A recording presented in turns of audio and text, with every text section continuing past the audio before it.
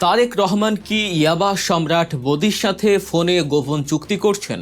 ইনু মেনন আর সাবেক বিচারপতি মানিককে জামিন দিয়ে বর্তমান সরকার কি তাহলে প্রমাণ করে দিল যে জিয়াউর রহমান আসলেই রাজাকার ছিলেন?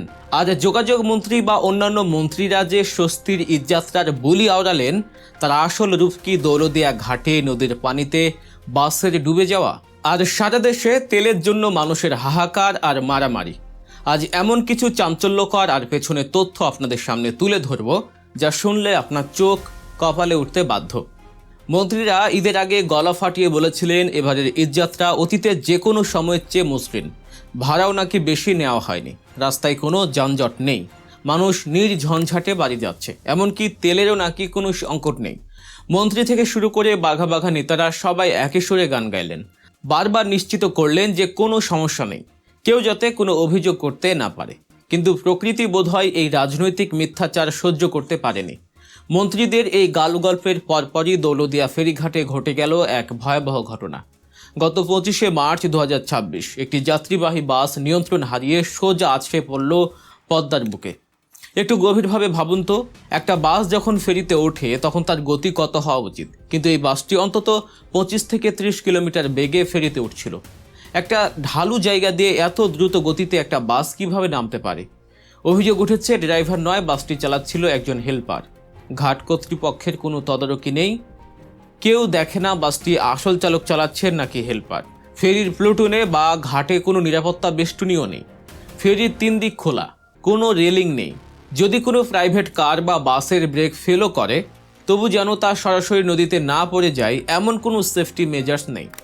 এই দায়টা কার? এই চরম অব্যবস্থাপনার দায় কি আমরা সাধারণ জনগণ নেব, নাকি সেই মন্ত্রীরা নেবেন যারা টিভিতে বসে বড় বড় বুলি আওড়ান? আবার মন্ত্রীরা দাবি করলেন তেলের কোনো সংকট নেই, অথচ তেল না পেয়ে শত শত বাইকার রাস্তায় আটকে আছেন। শুধু এক এক জায়গায় নয়, পুরো দেশেই তেলের জন্য রীতিমতো তুলকালাম ও মারামারি হয়ে যাচ্ছে। প্রতিদিন বাইকাররা পেট্রোল পাম্পে গিয়ে অল্প অল্প তেল নিয়ে কাজ চালাচ্ছেন, কারণ পাম্পগুলোতে পর্যাপ্ত তেল নেই। মন্ত্রী সাহেবরা বলছেন তেলের সংকট নেই, তাহলে তেলের পাম্পে সিন্ডিকেট করে তেল আটকে রাখছে কারা? আপনাদের দলের নেতারাই তো। উন্নত বিশ্বে এমন ঘটনা ঘটলে মন্ত্রীরা সাথে সাথে পদত্যাগ করতেন, কিন্তু আমাদের দেশে তারা সমস্যা তো স্বীকার করেনি না, উল্টো সাংবাদিকরা প্রশ্ন করলে তাদের উপর চটে যান। দর্শক, এইসব রাজনৈতিক ভণ্ডামি আর পেছনের আসল সত্যগুলো আমরা নিয়মিত আপনাদের সামনে নিয়ে আসি। তাই এমন সব বিশ্লেষণমূলক খবর সবার আগে পেতে গল্প নিউজ চ্যানেলটি সাবস্ক্রাইব করে আমাদের সাথেই থাকুন। এবার আসুন রাজনীতির আরেক চরম প্রহসনে। সাবেক বিচারপতি শামসুদ্দিন চৌধুরী মানিক, জাসদ সভাপতি হাসানুল হক ইনু এবং রাশেদ খান মেনন, এই 3 জনকে সম্প্রতি একটি মানহানির মামলায় জামিন দেওয়া হয়েছে।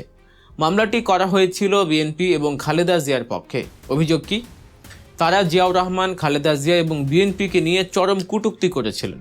বিচারপতি মানিক 2022 সালের অক্টোবরে এক টক শোতে বসে জিয়াউর রহমানকে রাজাকার এবং সাইকোপ্যাথ বলেছিলেন। তিনি দাবি করেছিলেন জিয়াউর রহমান নাকি মুক্তিযোদ্ধাই নন এবং তার খেতাব কেড়ে নেয়ার জোর দাবি তুলেছিলেন। অন্যদিকে হাসানুল হক ইনু খালেদা জিয়াকে আগুন সন্ত্রাসী আখ্যা দিয়েছিলেন, বলেছিলেন তার নির্দেশে বাসে আগুন দেওয়া হয়, মানুষ মারা যায়। রাশেদ খান মেননও ঠিক একই সুরে কথা বলেছিলেন। এখন একটু ঠান্ডা মাথায় এই জামিনের বিষয়টা বিশ্লেষণ করুন। এই মানহানির মামলায় যখন বর্তমান সরকার তাদের জামিন মঞ্জুর করলো, তখন আইনি দৃষ্টিকোণ থেকে এর অর্থ কি দাঁড়ায়? আপনি যখন এমন গুরুতর অভিযোগে অভিযুক্ত কাউকে জামিন দিয়ে মুক্ত করে দিচ্ছেন, তখন কি পরোক্ষভাবে এটাই প্রতিষ্ঠিত হয় না যে তারা জিয়াউর রহমান বা খালেদা জিয়া সম্পর্কে যা বলেছিলেন তাই সঠিক?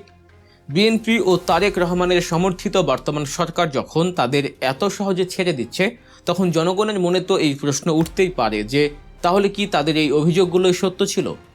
তা না হলে এত বড় মানহানির মামলায় তারা এত সহজে পার পেয়ে যায় কিভাবে? শুধু তাই নয়, বর্তমান সরকারের গত 1 মাসের কার্যকলাপ দেখলে যে কারো মনে প্রশ্ন জাগবে, এরা আসলে দেশকে কোন দিকে নিয়ে যাচ্ছে। ক্ষমতায় আসার কয়েকদিনের মধ্যে এরা একের পর এক আওয়ামী লীগের অফিসগুলো তালা ভেঙে দখল করা শুরু করেছে। কিন্তু সবচেয়ে ভয়ঙ্কর এবং হতাশাজনক তথ্যটি হলো কক্সবাজারের ইয়াবা সম্রাট খ্যাত আব্দুর রহমান বদিকে নিয়ে। শেখ হাসিনা যাকে সামলাতে না পেরে চরম অতিষ্ঠ হয়ে শেষ পর্যন্ত জেলে বন্দি করে রেখেছিলেন, সেই রাষ্ট্রের শীর্ষ মাদক কারবারি বদিকে বর্তমান সরকার জামিন দিয়ে বের করে এনেছে।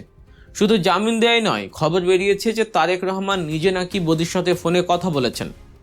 একটু ভেবে দেখুন বিষয়টা, যে তারেক রহমান জুলাই আগস্টের গণ অভ্যুত্থানে শহীদ হওয়া হাজারো পরিবারের কারো সাথে 1 মিনিট ফোনে কথা বলার সময় পেলেন না, তিনি রাষ্ট্রের সবচেয়ে বড় মাদক কারবারির সাথে ফোনে কুশল বিনিময় করছেন। কি কথা হলো তাদের মধ্যে? কিসের ডিল হলো? এটা কি শহীদদের রক্তের সাথে চরম বেইমানি নয়? অন্যদিকে আনিস আলমগীর, যিনি শেখ হাসিনার কট্টর সমর্থক হিসেবে পরিচিত ছিলেন এবং জুলাই গণ অভ্যুত্থানের পর থেকে ছাত্র জনতার বিরুদ্ধে একের পর এক বিষোদ্গার করেছেন, শেখ হাসিনার গণহত্যাকে জায়েজ করার চেষ্টা করেছেন, তাকে ডক্টর ইউনূসের সরকার সন্ত্রাস বিরোধী আইনে গ্রেফতার করেছিল। কিন্তু আশ্চর্যজনকভাবে এই বর্তমান সরকার তাকেও জামিনের ব্যবস্থা করে দিয়েছে। তাহলে কি এজন্যই ছাত্র জনতা বুকে রক্ত দিয়ে দেশ স্বাধীন করেছিল? যে দুর্নীতিবাজ, মাদক সম্রাট আর খনিদের দোসরদের বিদায় করতে মানুষ অকাতরে জীবন দিল, আজ তারাই যদি পেছনের দরজা দিয়ে আবার রাজার হালে ফিরে আসে, তবে এই পরিবর্তনের মানে কি রইল? সাধারণ মানুষের জীবনের কোনো নিরাপত্তা নেই, ফেরিঘাটে বাস পানিতে পড়ে যায়, তেলের জন্য মারামারি হয়, আর অন্যদিকে শীর্ষ অপরাধীরা ফোনে নেতাদের সাথে চুক্তি করে জামিনে বেরিয়ে আসে। দর্শক, আপনাদের কি মতামত এই পুরো রাজনৈতিক পরিস্থিতি এবং অব্যবস্থাপনা নিয়ে? আপনারা কি ভাবছেন তা অবশ্যই কমেন্ট করে জানাবেন। আর যাওয়ার আগে মনে করিয়ে দিই, দেশের প্রতিটি ঘটনার পেছনের সত্য এবং বস্তুনিষ্ঠ বিশ্লেষণের জন্য গল্প নিউজ চ্যানেলটি সাবস্ক্রাইব করতে ভুলবেন না। দেখা হচ্ছে পরবর্তী ভিডিওতে। সে পর্যন্ত ভালো থাকুন, সুস্থ থাকুন। আল্লাহ হাফেজ।